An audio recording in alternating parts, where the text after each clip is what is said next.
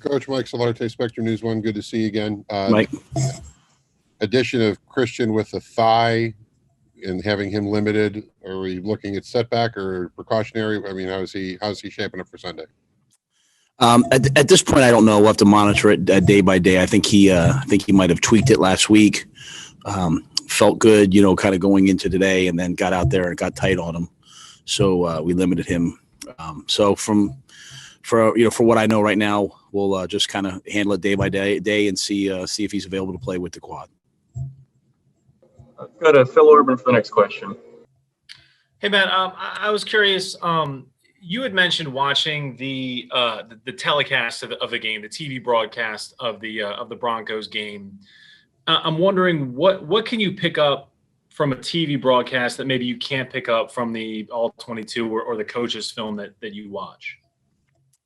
That's a good question. I think the sound a little bit, just the communication, especially in a year like this with not, with no crowd noise. Maybe a little bit more of the feel of the game, and then sometimes some of the backstories. As you're watching the tape. But the announcers, as they give you a little bit of the backstory about certain players, what they've been dealing with, what they've been through, be it physical, roster things that they've gone through. So I think it gives you a little bit of a backstory, that you wouldn't otherwise get, that you probably can get from some reports, but it just kind of brings it to you all at once. Let's go to Steven Toronto for the next question. Coach, you were talking about winning games down the stretch the other day, and on the subject of that, there were some pretty significant upsets in the NFL this weekend. The Giants over the Seahawks, and then Washington over the Steelers. As you look at some of your opponents on your remaining schedule, particularly Green Bay and New Orleans, who both have winning records, do you look at those examples as things to tell your guys, hey, we can do this, or we're capable of this? Yeah, I only look at Denver as we sit here, and this is one. This is a game that I tell our guys, we have to go out and play our best. We have to find a way to win this game. I don't think our guys have any question or doubt as to whether we can play with anybody when we play well. I think there's only been one game this year that really got away from us, and that was in the second half. I think our guys have showed up every game ready to go, and they've been in every game, and they've had a chance to win at the end. And so as we get ready for Denver, we know Denver's going to be ready for us. We're ready for them, and we're anticipating that we'll go out and battle, fight, scratch, claw, take it to the fourth quarter, and try to make one more play and win it at the end. And so that's where our focus is, on nothing else other than just this game. Let's go to Darren Gant, followed by Joe Person. Matt, with so many defensive linemen either not available or on the list, do you have to be kind of scheme flexible this week, or do those guys who are on there right now have to be prepared to play 60, 70 snaps full load? Well, we've kept a lot of guys on the practice squad that we have confidence in, that can be elevated, that know what we're doing. And I think the guys that are going to be available on Sunday have to be ready to play, play 60, 70 snaps, as you said. So we'll go through the week. We'll see who's available, and we'll go out there and ask those guys to empty their tanks and play hard and play for a long time. And if we elevate someone from the practice squad, and we've done that so far this year before, I trust those guys. I know they're good players. They'll play well. Hey, Matt, I have two. First of all, how and where did Christian tweak his thigh last week during the bye? I don't know. I think just sounded like it's part of his, his working out and his training. And then thank you. And then secondly, you obviously signed Liram today. We saw him out there kicking. Will he compete this week with Joey? No, Joey's our kicker. Liram really impressed everybody at the workout. Did a nice job today in practice. He can kick and punt. He'll be available, but Joey's our kicker this week. Let's go to Elena Getzenberg and then David Newton. Hey, Matt, noticed that Tommy Stevens was wearing a different number today. Looked more like a tight end number. Are you guys testing him there, or is he still just a quarterback? He's a practice squad guy. He's going to run routes for us and be the other team's receivers and tight ends, and especially with us having receivers out right now, So he's doing many things. He's playing quarterback, he's playing tight end, he's playing receiver, he's playing on special teams. He's given us a look, and I think it's great. He's a versatile player that, we think really factors into our future. And, his versatility is something that we'll take advantage of. But right now he's just, serving that role of giving us a look at the other team. And then I was curious, if Shaq is not available Sunday, who do you kind of see fitting into his role, and who would wear the mic in their helmet? That's a great question. It would be Jermaine or be Tahir, BAG, Darius, if he's able to go. He's back practicing with us. So we have lots of different options there that we feel good about. Hey, Matt, I'm wondering if you've ever gone back and looked at the Panthers and Broncos in 2015. Now, that has nothing to do with this game, but just kind of when you're building a team like you are now and looking at what happened to that roster to get it to where it is now, if you've ever studied that, and what were your observations? I'd have to think about my observations. I'd hate to, speak off the cuff. I've gone back and watched those films. I've gone back and watched really the game before that too. Is a great game to watch, the Cardinals championship. I think it was a Cardinals championship game, right? Just watching Luke and Thomas go sideline to sideline, and that was something that really stood out to me. But yeah, nothing of real substance at this moment, All right, let's go to Jonathan Alexander for the next question, followed by Mike Solarte. Hey man, hope you're doing well. Question for a story I'm working on. When was the first time you noticed that Brian Burns, what particularly did you see from him that you really noticed, like, oh, he was going to be really good for you all this year?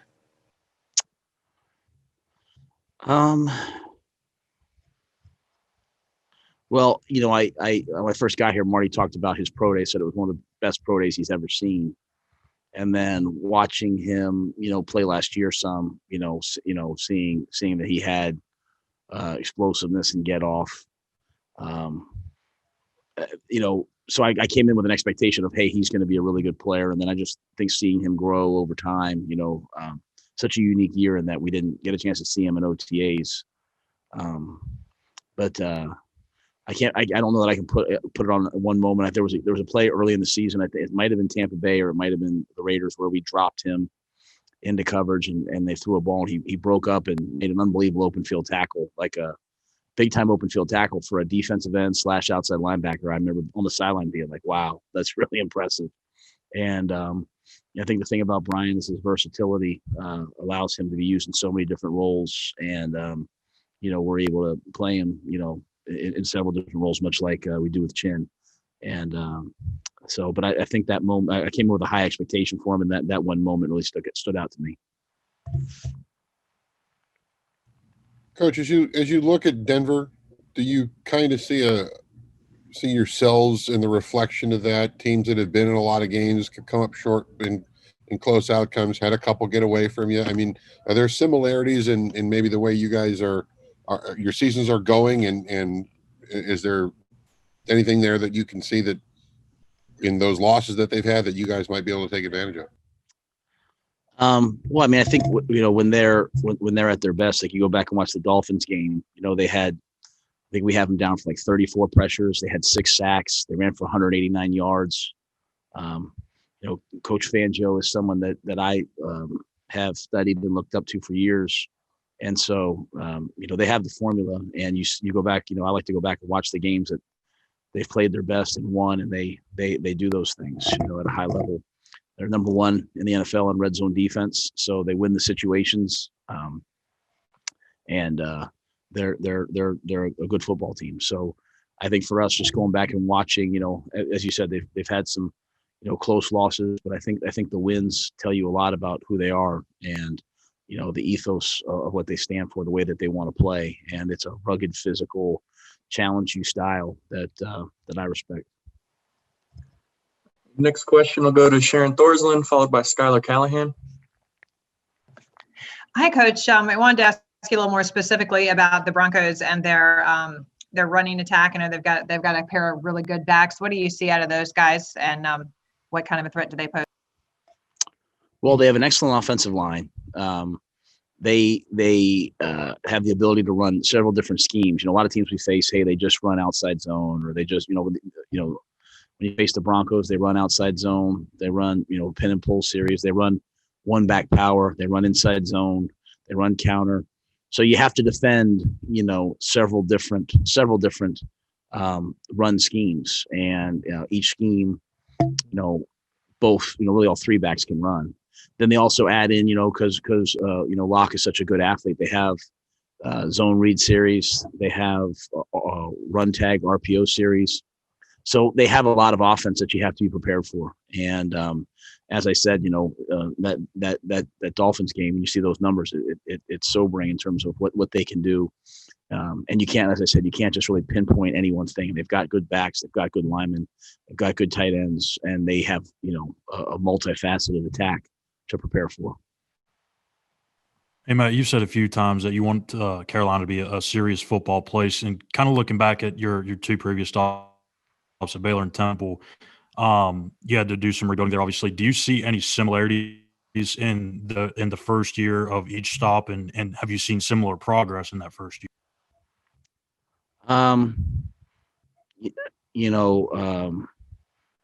And when I say I want it to be a serious football place, I want to make sure I say that. I'm not saying that it wasn't. I have the greatest respect for Ron Rivera. I'm just saying the way I look at football is it's got to be about what you do at practice, in the meetings, and on the field. And that's got to be at the forefront of everything, way more important than, marketing, way more important than, hype. It's got to be about the football. So, and I know Ron was the same way, so I respect him greatly. I think those other places were different situations. I think, I go back to year one at Temple. We came down the stretch. We lost so many games, like at the very end of the game, on Hail Marys, on, last second touchdowns, heartbreaking losses. But the one thing we did was we always came back and we battled and improved.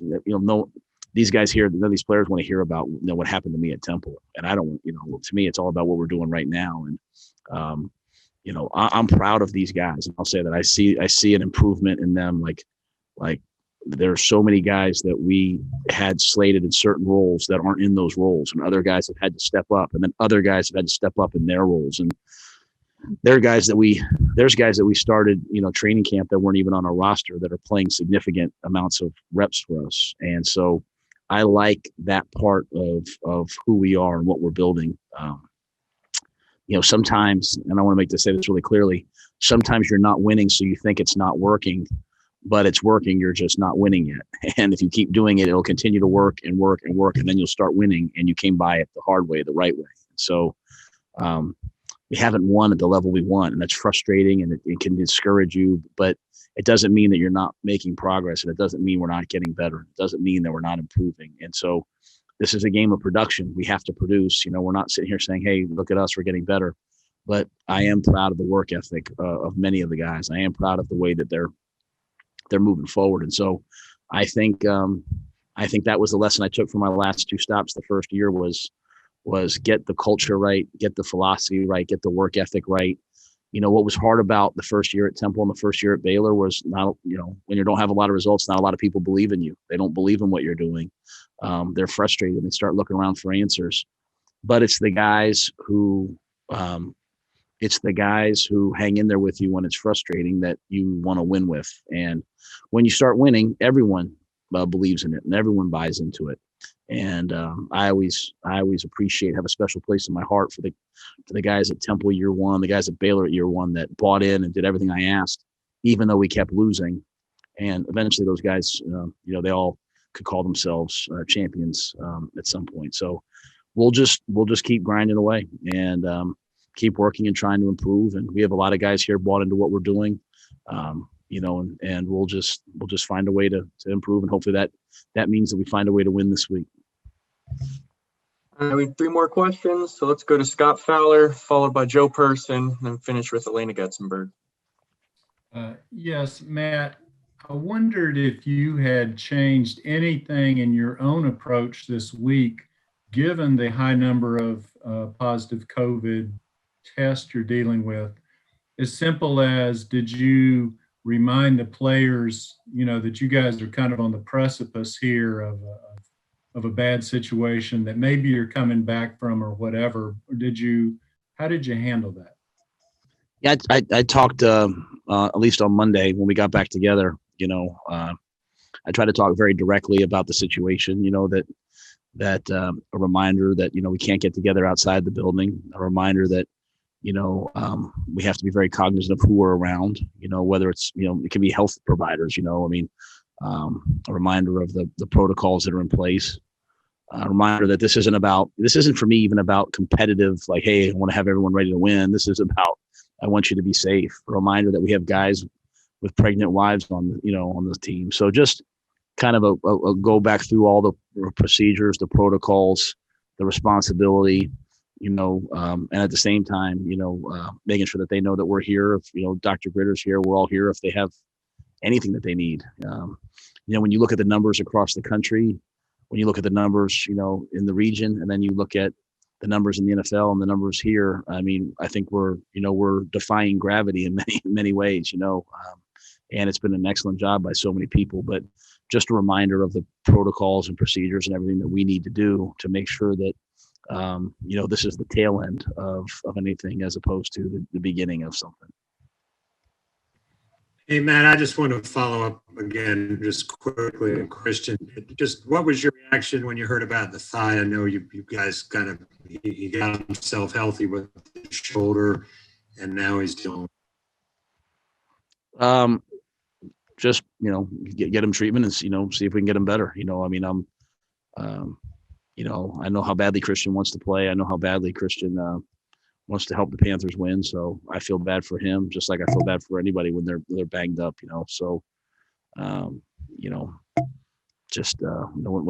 were at practice today, I just monitor them, limit them, and see if we can't help him get healthy. Hey, Matt, I was curious just to check on Dante. I know he was limited today, but are things moving in the right direction with him where you could see him back on the field Sunday? Yeah, I think so. We're expecting Dante to play this Sunday.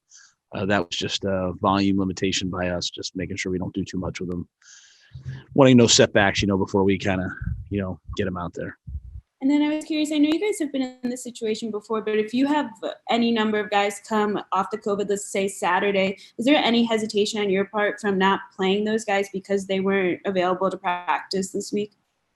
I would take all of that on a case-by-case basis, depending on when they're free. The unique thing for us is we obviously had last week off too, so that, for a guy that doesn't practice, that could be a 2-week layoff. So, what kind of health are they into? So I would take each of that on a case-by-case basis based on who they are, how much football they've played, what shape they're in, and also how they feel. And then also what day they're, if anyone does come off, I think we had, I think, Greg Little and Alex Arma came off today, so if anyone comes off Thursday, Friday, Saturday, then we'll look at each one.